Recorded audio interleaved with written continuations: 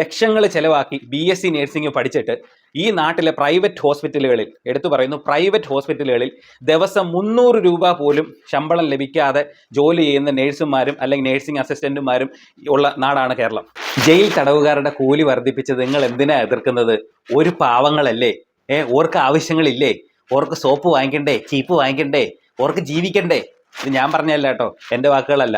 ആദ്യം നമ്മുടെ EP ജയരാജണ്ണൻ്റെ വാക്കുകളിലേക്ക് പോകാം.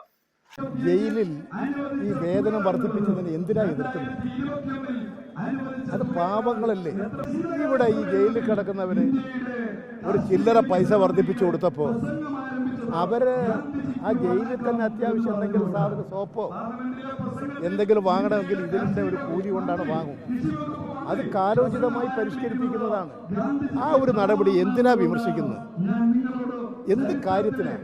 കേട്ടല്ലോ, ജയിലിൽ കിടക്കുന്നവർ സാഹചര്യങ്ങൾ കൊണ്ട് കുറ്റം ചെയ്ത്, കൊടും കുറ്റങ്ങൾ ചെയ്ത് അവരെ കോടതി ശിക്ഷിച്ച് ജയിലിലിട്ട് അവർ കഷ്ടപ്പെടുത്ത് അവർ ജോലി ചെയ്യുന്നു, കുറച്ച് പൈസ അവർക്ക് കൂട്ടിക്കൊടുക്കുന്നു, അത് നിന്ന് അവർ സോപ്പ് വാങ്ങിക്കുന്നു, അവരുടെ ആവശ്യങ്ങൾ നടത്തുന്നു. പിന്നെ 15 വർഷം കഴിയുമ്പോൾ അവർക്ക് നാട്ടിലേക്ക് പോകുമ്പോൾ ആ പൈസ എടുത്ത് കൊണ്ടുപോയി ജീവിക്കാമല്ലോ.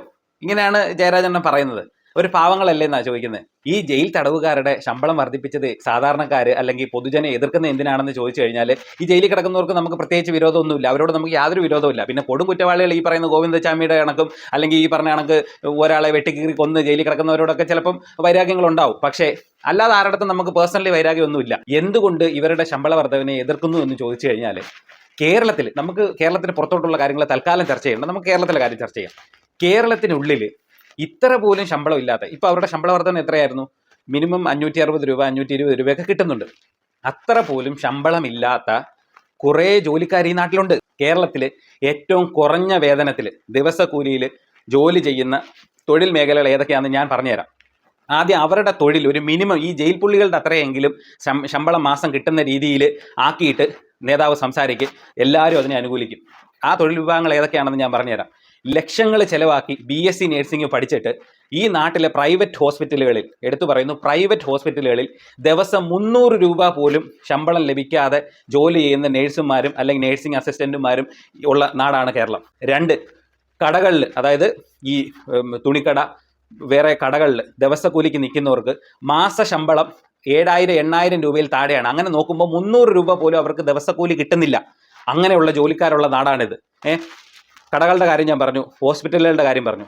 ഇനി ഏറ്റവും കൂടുതൽ തൊഴിൽ ചൂഷണം നടക്കുന്ന ഒരു മേഖല ഞാൻ പറഞ്ഞുതരാം, IT മേഖല. ഈ ടെക്നോ പാർക്ക് പോലെയുള്ള സ്ഥലങ്ങളിൽ മറ്റേ ടിപ് ടോപ്പായിട്ട് ആൾക്കാർ കയറി പോകുന്നുണ്ടെങ്കിലും പലർക്കും ശമ്പളം കൂടുതലുണ്ട്. അവിടെ 2 തരത്തിലുള്ള ആളുകളുണ്ട്.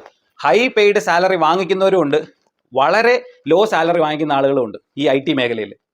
അവിടെയും ദിവസം 500 രൂപ പോലും ദിവസക്കൂലി ഇല്ലാത്ത സ്ഥലങ്ങളുണ്ട്. അവിടെയൊക്കെ ഉള്ള ചൂഷണങ്ങൾ ഞാൻ പറഞ്ഞ മേഖലകൾ ഏതൊക്കെയാണ്?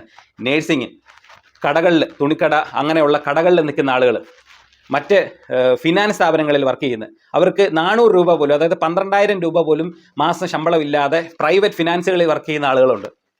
ടെക്നോ പാർക്ക് പോലെയുള്ള IT മേഖലയിൽ വർക്ക് ചെയ്യുന്ന ആളുകളുണ്ട്. ഇവരുടെയൊക്കെ പ്രശ്നങ്ങൾ ആദ്യം നിങ്ങൾ പഠിക്കണം. എന്തുകൊണ്ട് ഈ ജയിലിൽ കിടക്കുന്നവരുടെ ശമ്പളം കൂട്ടിയപ്പോൾ ഇത്രയേറെ ആളുകൾ അതിനെ എതിർക്കുന്നു എന്ന് ചോദിച്ചാൽ, അത്ര പോലും ശമ്പളമില്ലാതെ വർക്ക് ചെയ്യുന്ന ജനവിഭാഗം ഈ നാട്ടിലുണ്ട്. അതുകൊണ്ടാണ് അതിനെ എതിർക്കുന്നത്. അല്ലാതെ നിങ്ങളോടുള്ള രാഷ്ട്രീയ വിരോധം കൊണ്ടോ അല്ലെങ്കിൽ നിങ്ങളോടുള്ള മറ്റെന്തെങ്കിലും വിരോധം കൊണ്ടൊന്നും അല്ല. ആദ്യം ഇങ്ങനെയുള്ള കാര്യങ്ങൾ നിങ്ങൾ പരിഹരിക്കുക. എന്തുകൊണ്ട് കേരളത്തിലെങ്കിലും ഒരു മിനിമം വേതനം, ഓരോ തൊഴിൽ മേഖലയിലും മിനിമം വേതനം കിട്ടുന്നുണ്ട് എന്നുകൊണ്ട് ഉറപ്പാക്കാൻ പറ്റുന്നില്ല? ഇവിടെ തൊഴിൽ മന്ത്രി ഇല്ലേ? ഓരോ വിഭാഗത്തിനും, അതായത് ഓരോ തൊഴിൽ മേഖലയ്ക്കും ഓരോ മന്ത്രിമാരുടെ കീഴിലാണ്, അതിൽ ഉദ്യോഗസ്ഥരില്ലേ? എന്തുകൊണ്ട് അത് ചെക്ക് ചെയ്യാൻ പറ്റുന്നില്ല?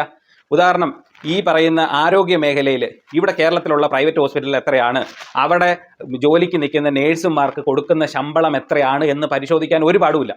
ഈ ആരോഗ്യമന്ത്രി വിചാരിച്ചാൽ ഒരൊറ്റ ദിവസം കൊണ്ട് ഈ ഡേറ്റ ആ ടേബിളിൽ കിട്ടും.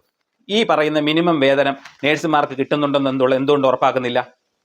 ഈ IT മേഖലയിൽ ഓരോ കമ്പനിയിലും എത്രയാണ് പേ സ്കെയിൽ എന്നുള്ളത് ചെക്ക് ചെയ്യാൻ വേണമെങ്കിൽ ഒരു ദിവസം കൊണ്ട് പറ്റും.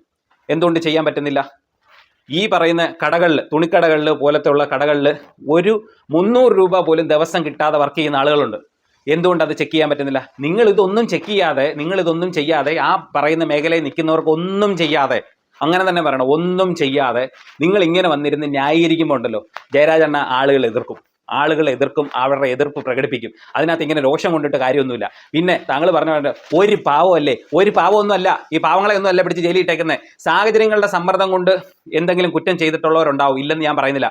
പക്ഷേ അവരുടെ കൂട്ടത്തിൽ ഈ പറയുന്ന കണക്ക് കൊല്ലും കൊലയും ഗുണ്ടായുസവും തൊഴിലായിട്ട് സ്വീകരിച്ച് രാഷ്ട്രീയ കൊലപാതകങ്ങൾ നടത്തി ഇതിനകത്ത് പോയി കിടക്കുന്ന ഒരു പാവമല്ലേ എന്ന് പറഞ്ഞാൽ അത് കേട്ടോണ്ടിരിക്കുക ഇവിടുത്തെ സാധാരണ ജനങ്ങൾക്ക് ഒക്കത്തില്ല. രണ്ടാമത്, ഗോവിന്ദചാമിയെ പോലെ ഇതിനകത്ത് പോയി കിടക്കുന്ന ഒരു പാവമല്ലേ എന്ന് വിചാരിച്ചാൽ നമുക്ക് അങ്ങനെ കേൾക്കാൻ പറ്റൂല. അത് ആദ്യം അണ്ണൻ മനസ്സിലാക്ക്. നിങ്ങളോടുള്ള വൈരാഗ്യമല്ല, പക്ഷേ ഇതുപോലെ വന്നിരുന്ന് പച്ചയ്ക്ക് ന്യായീകരിക്കുമ്പോൾ അതിനെ എതിർക്കുക തന്നെ ചെയ്യും. കാരണം അത്ര പോലും ശമ്പളം കിട്ടാതെ ഇവിടെ കഷ്ടപ്പെട്ട് ജോലി ചെയ്യുന്ന ഒരുപാട് പേരുള്ള സ്ഥലമാണ് കേരളം. പറഞ്ഞു മനസ്സിലായോ? അത് ആദ്യം മനസ്സിലാക്കണം. അത് മനസ്സിലാവണം എന്നുണ്ടെങ്കിൽ ഈ ന്യൂസുകാരുടെ മുമ്പിൽ ഇങ്ങനെ ഇരുന്ന് പറഞ്ഞാൽ പോരാ, ഇറങ്ങി അന്വേഷിക്കണം.